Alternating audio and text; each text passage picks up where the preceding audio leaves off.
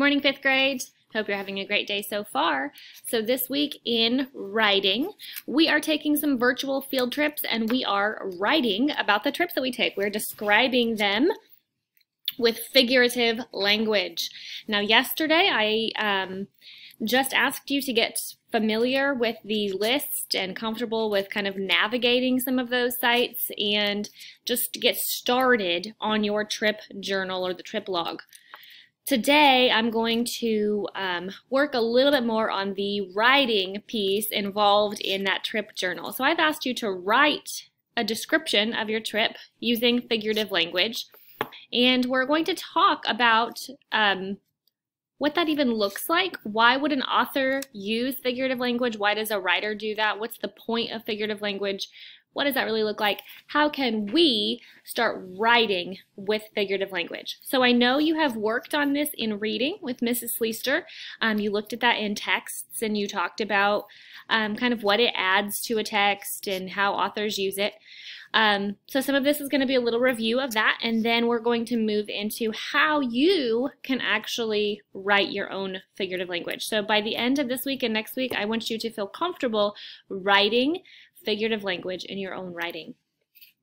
So let's take a step back and work through a little review that you worked on in reading, with Mrs. Sleester. So what are some of the types of figurative language, or maybe we have to back up and even a little further, what is figurative language? I want you to take some time to pause here, either take some notes in your writer's notebook and jot down some notes of the types that you can remember or what even is figurative language. So pause here if you need to, either reflect just mentally or write down notes if you need to. Okay, so here are some of the different types that we are going to talk about this week and next week, and the different types that we're going to practice writing. So we have simile, metaphor, hyperbole, idiom, personification, and onomatopoeia. These should all be review, but we're going to go over them quickly. So a simile is comparing two different things using the word like or as. So for example, I could say the lake water was as cold as ice. If the lake didn't really have ice in it, then it wasn't actually ice.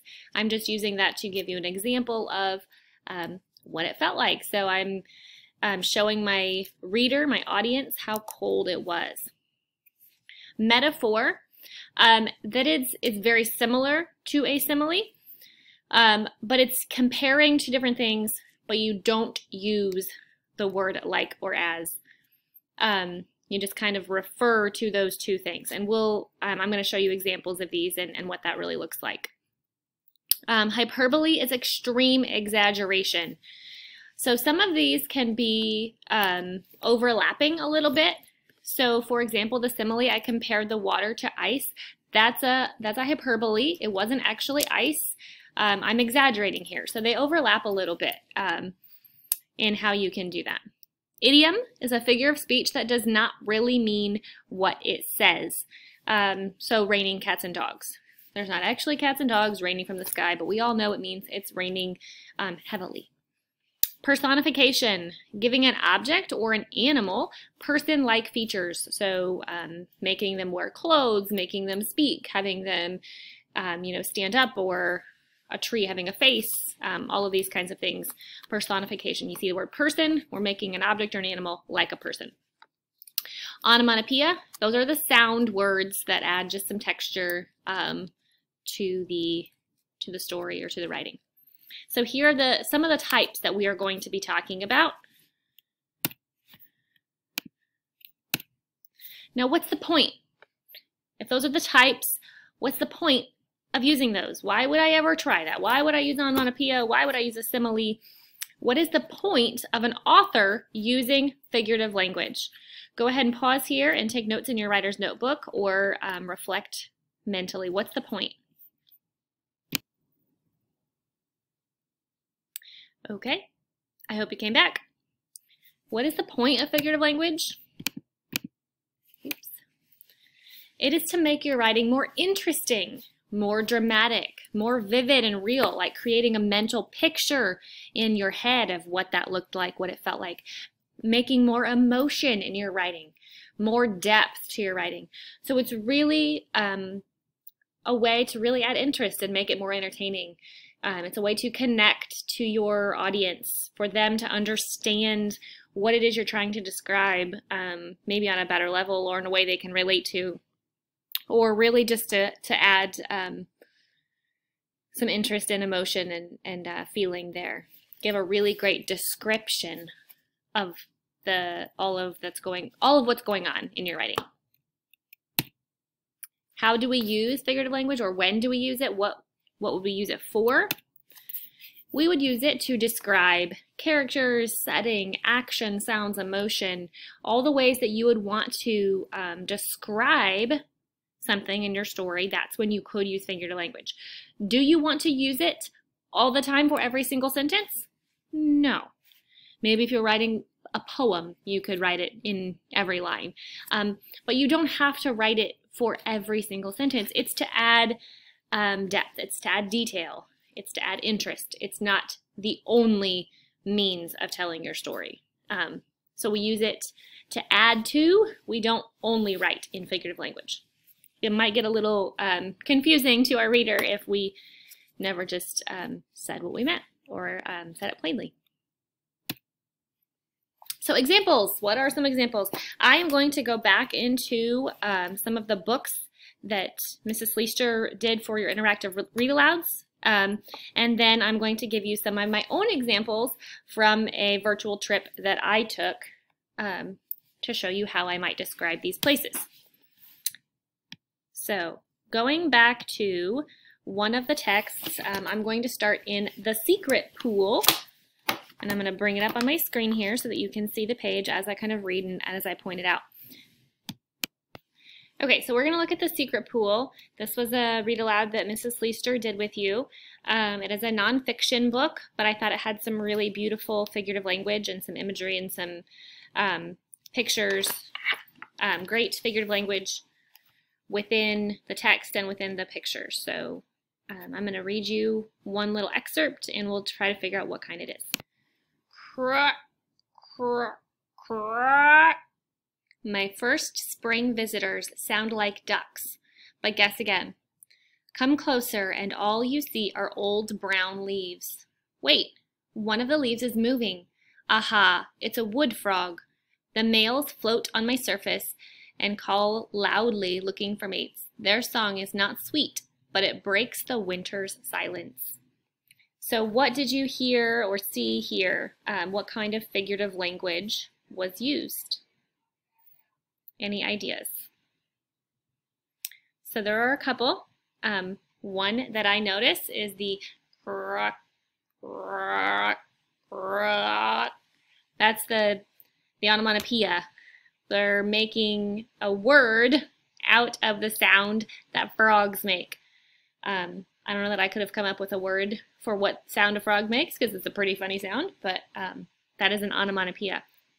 I also noticed that it says, my first spring visitors sound like ducks. That word like right there is a big hint. When we compare two things, visitors and ducks, using the word like or as, it's a simile. So that sounds like ducks, they're not actually ducks, they sound like ducks. So it's comparing two different things with that word like or as to make a simile. So there's an example of how an author used figurative language even in a nonfiction text to give some really beautiful imagery, to add depth, to add excitement, to tell that story of the secret pools, but with a lot of really great description. So it doesn't have to be just in a story, it can be in nonfiction. So I went on a virtual trip and I'm going to give you some examples of my own figurative language. So here are some screenshots. I went to the Smithsonian Natural History Museum. Lots of really cool stuff there. I have actually been there in person. It is amazing and wonderful. So if you ever get the chance, it's a great place to go visit. And all Smithsonian museums are free. So if you ever happen to be in Washington, D.C., you should check it out. Anyway, so here in the entryway in the rotunda is, I'm not sure whether it's an actual real elephant that has been preserved or whether it's just a statue. I don't know. I'm sure it's probably just a replica. But we have a replica of an elephant here. And my figurative language to describe the elephant's nose was so big it touched the sky, or I should say so long it touched the sky. It's pointing up, reaching up with that super long nose. So, did it actually touch the sky? Well, no, it's not, up past our atmosphere or anything. It's sticking up, but I'm showing you just how long that nose is with a hyperbole. I am exaggerating here. That is a pretty big exaggeration. And then, sorry, I had to change that one. I had the wrong text on that slide. That was meant for a different kind of figurative language that we will get to later. So I changed it real quick. There were billions of shining gems and minerals. This is an exaggeration. If you look at this picture here, there are a lot of different stones and gems and minerals, and they're beautiful, but they're not billions. We can tell that that is a gross exaggeration. There are many, not billions. So that is a hyperbole. So here are two examples of hyperbole. I am extremely exaggerating. Okay, here are two more screenshots of my trip. The insects in the display were as busy as a city street. And the shark's teeth were like razors, ready to cut through his prey. So we talked about hyperbole, so this one must be simile. I use the words like or as to compare two different things. The insects in the display were as busy as a city street. I'm saying insects are like a city street. Two very different things. I'm comparing them, relating one to the other, using that word as busy as a city.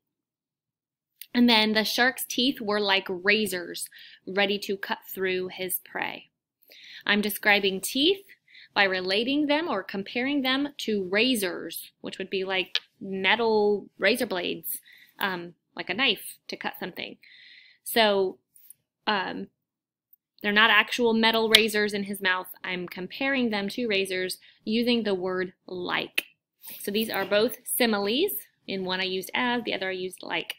So just to review very quickly, hyperbole is extreme exaggeration. When you are exaggerating, your reader should understand that it's an exaggeration. You don't want to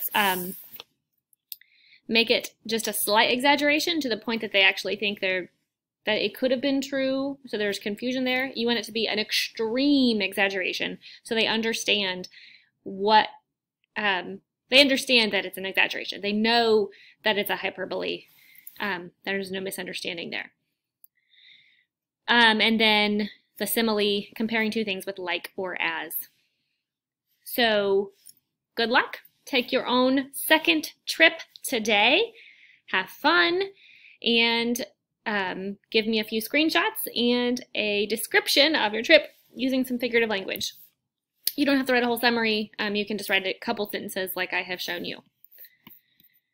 Try hyperbole and simile today.